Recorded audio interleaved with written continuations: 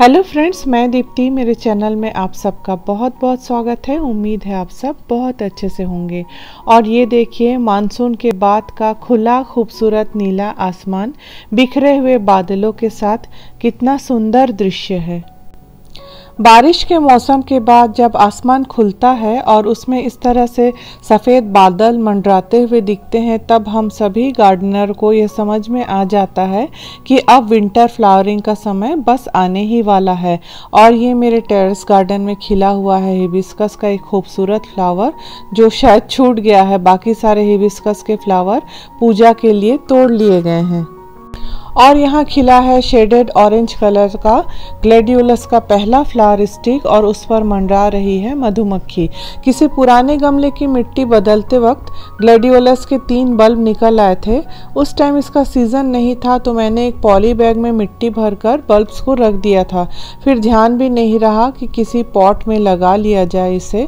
Season आने पर इसमें अपने आप ही ग्रोथ शुरू हो गई और फ्लावर स्टिक भी तैयार हो गए, और आज इसमें फ्लावरिंग भी शुरू हो गई है।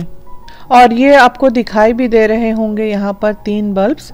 इनमें सभी में पत्तियाँ तो निकल आई हैं, लेकिन अभी स्टिक एक ही में बन पाया है। शायद बाद में इनमें भी फ्लावर स्टिक तैयार हो जाए। बहुत खूबसूरत सा कलर है इसका। धूप की वजह से कलर समझ में नहीं आ रहा ठीक से। धूप बहुत तेज है। चलिए नीचे चलते हैं। और ये है बनी ईयर कैक्टस। लंबाई ज़्यादा बढ़ने की वजह से अच्छा नहीं दिख रहा है, इसीलिए मैं इसे तोड़कर इसी गमले में रख रही हूँ, ताकि इसमें भी रूटिंग शुरू हो जाए और ये पॉट भी थोड़ा सा भरा भरा दिखने लगे। और इस तरह के छोटे मोटे काम ना मैं गार्डन में घूमते हुए ही करती रहती हूँ। और देखिए, ऐसा करने के बाद ये पॉट दिखने में बहुत अच्छा लग रहा है, भरा भरा सा। इसका ये वाला हिस्सा भी काफ़ी लंबा हो गया है बनी कैक्टस का, लेकिन यहाँ तोड़ने का कोई जगह नहीं है, और अगर मैं यहाँ कट लगाऊंगी तो वो दिखने में अच्छा नहीं लगेगा, इसलिए मैं इसको ऐसे ही छोड़ रही हूँ। फ्रेंड्स, गार्डनिंग करते हुए कई बार हमें सरप्राइजेस भी मिल जाते हैं। जो भी गार्डनिंग करते हैं उनके पास इस तरह का एक मैसी सा बिखरा हुआ जगह ज़रूर होता है, जहां हम अपने सारे फर्टिलाइज़र, खाली पॉट्स वगैरह रखते हैं। मेरा भी ये बैकयार्ड का एक कोना है जहां मैं भी फर्टिलाइज़र और खाली पॉट्स वगैरह रखती हूँ। तो आज मैं यहाँ सफाई करने आई थी और क्या देखती हूँ कि कप प्लांटर में देखिए एक कैलाडियम की पत्ती निकल आई है।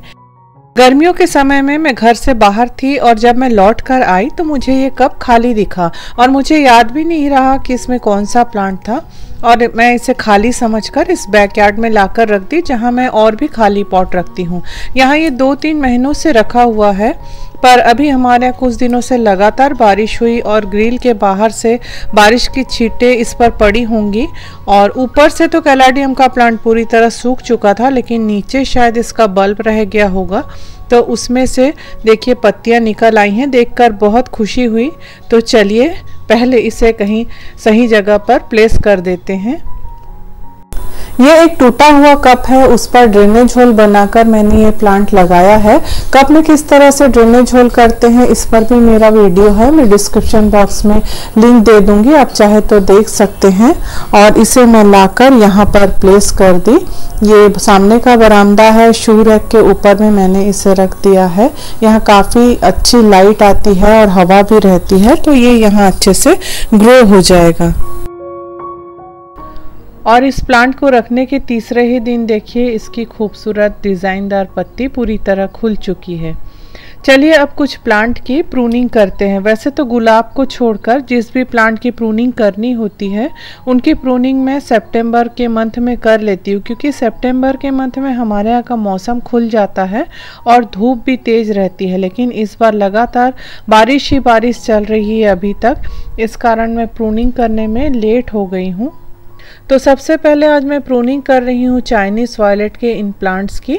इसे मैंने एक वर्टिकल स्टैंड में लगाया हुआ है। छोटे छोटे से पॉट में बहुत सारे प्लांट्स हैं चाइनीज़ वायलेट के। बारिश में ये पूरे जंगल की तरह से बढ़ गए हैं। इनमें विंटर में ना बहुत खूबसूरत लाइट पर्पल कलर के फूल खिलते हैं, तो अगर अभी मैं इसकी प्रूनिंग कर दूंगी तो विंटर में इसमें बहुत अच्छी ब्लूमिंग होगी। तो काफ़ी सारे प्लांट्स की मैंने प्रूनिंग कर ली है और बाकियों की भी मैं प्रूनिंग यहाँ फटाफट से कर लेती हूँ। मैं हार्ड प्रूनिंग कर रही हूँ, बिल्कुल छोटी छोटी सी टहनियों को छोड़कर बाकी पूरा मैं प्रून कर दूंगी इन प्लांट्स को। और प्रूनिंग करने के बाद मैं इनमें थोड़ा लिक्विड फर्टिलाइज़र भी ऐड करूँगी, क्योंकि इनमें ना गुड़ाई करके कोई मैं वर्मी कंपोस्ट वगैरह ऐसे फर्टिलाइज़र मैं नहीं डाल पाऊँगी, क्योंकि इनकी बहुत ज़्यादा रूट बॉन्डिंग हो चुकी है। तो गुड़ाई करने की तो कोई गुंजाइश ही नहीं है और गमले में ज़्यादा जगह भी नहीं है कि मैं दूसरे फर्टिलाइज़र ऐड करूँ, इसीलिए मैं इसमें लिक्विड फर्टिलाइज़र डालूँगी, सरसों खली का लिक्विड फर्टिलाइज़र बनाकर। प्रूनिंग करने के बाद इसकी जो कटिंग्स निकल रही है ना, इसे भी ग्रो करने से बहुत इजीली ग्रो हो जाता है, लेकिन ऑलरेडी मेरे पास इतने सारे प्लांट्स हैं तो मैं इसे ग्रो नहीं करूँगी। मैं इन सारे कटिंग्स को जो फेंक दूंगी। आपको अगर कहीं इसकी कटिंग मिलती है तो आप ज़रूर से इसे ग्रो कीजिए। इसकी पत्तियाँ तो खूबसूरत हैं ही, फूल भी इसमें बहुत खूबसूरत खिलते हैं विंटर में। मेरा ये एक बहुत पसंदीदा प्लांट है, क्योंकि ये बहुत इजीली ग्रो हो जाता है, मेंटेनेंस भी ज़्यादा नहीं मांगता है।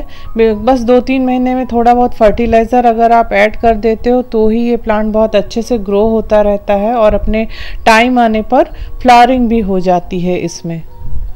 तो चलिए, मेरे सारे प्लांट्स की प्रूनिंग हो गई है। ये देखिए बिल्कुल खाली सा हो गया है ये जगह। आज तो ये सब करते हुए मैं लेट हो गई हूँ, तो कल मैं इसमें फर्टिलाइज़र ऐड कर दूँगी। ये छूट गया लगता है, इसे भी तोड़ देती हूँ।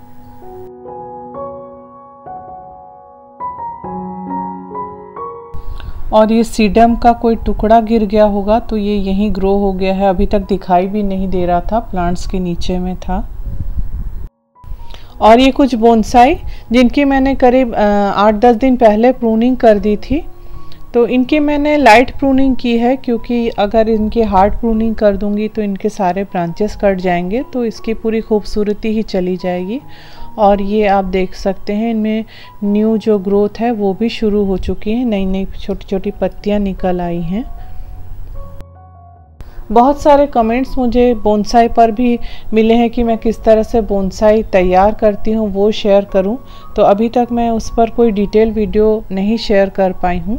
आगे मैं कोशिश करूँगी कि इस पर मैं आपको डिटेल में एक वीडियो शेयर करूँ।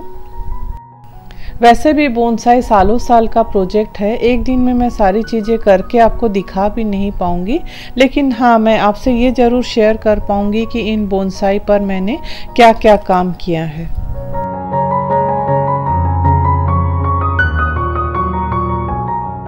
और मेन प्रूनिंग मुझे करनी है इन गुलाब की प्रूनिंग मैं अक्टूबर महीने के 20 तारीख से पहले करती हूँ।